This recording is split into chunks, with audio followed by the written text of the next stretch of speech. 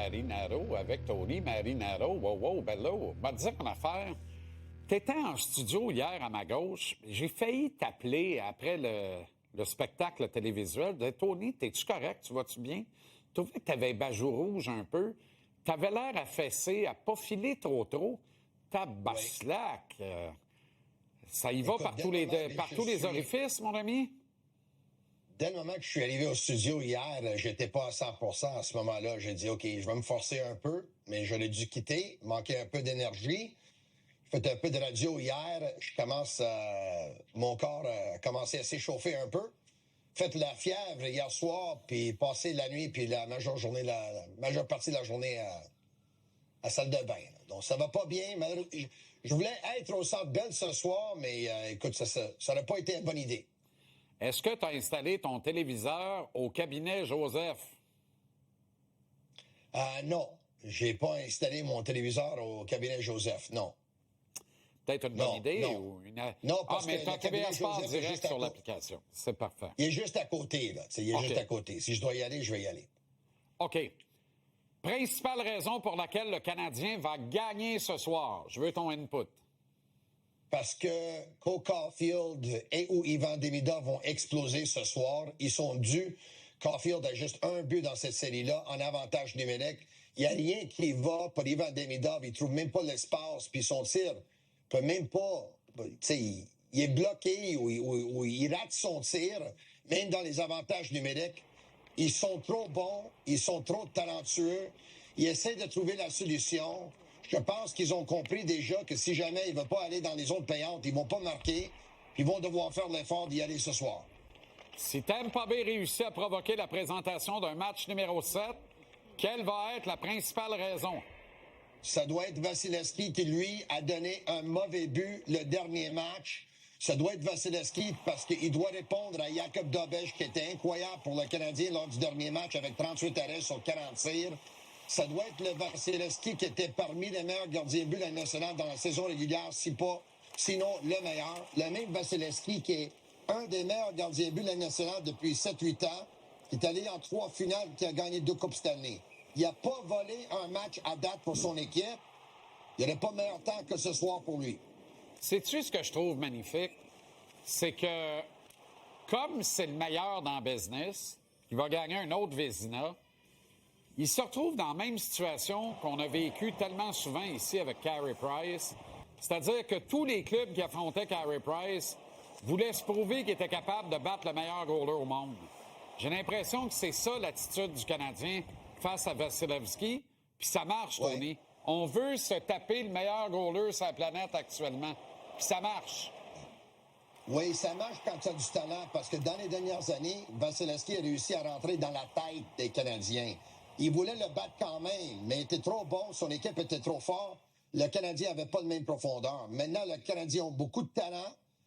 Tu vois la profondeur que les Canadiens ont, évidemment, avec la production du trio de Doc, Texier et Bolduc. Et effectivement, les Canadiens sont motivés à battre Vasilevskiy.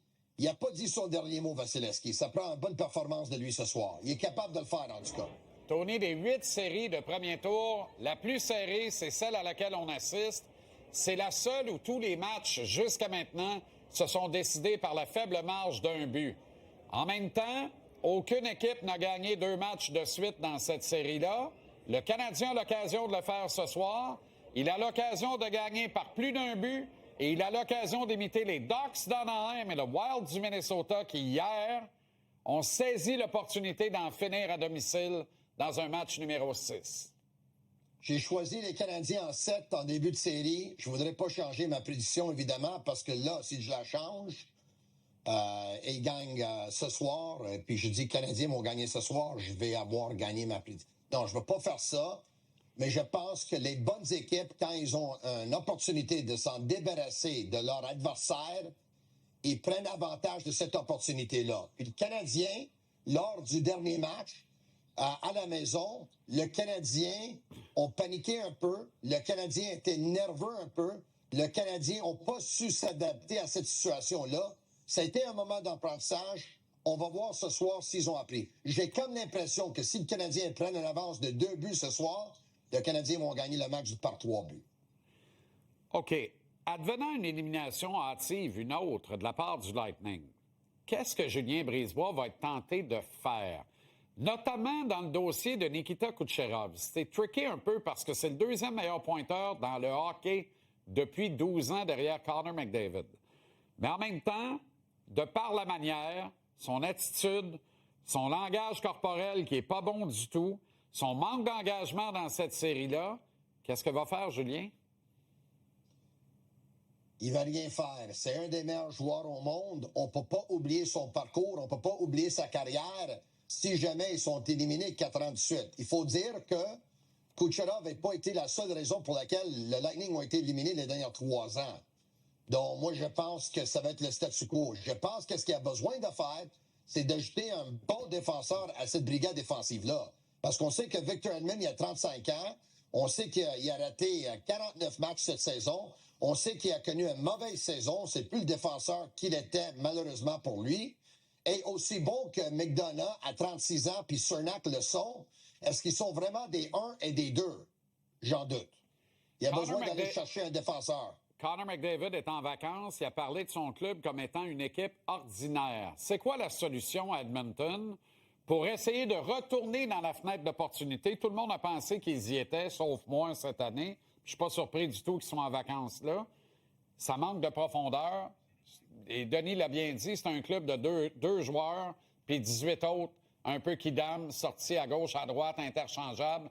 C'est quoi la solution pour essayer d'aller le plus loin possible, de retourner en finale avant que McDavid saque son camp?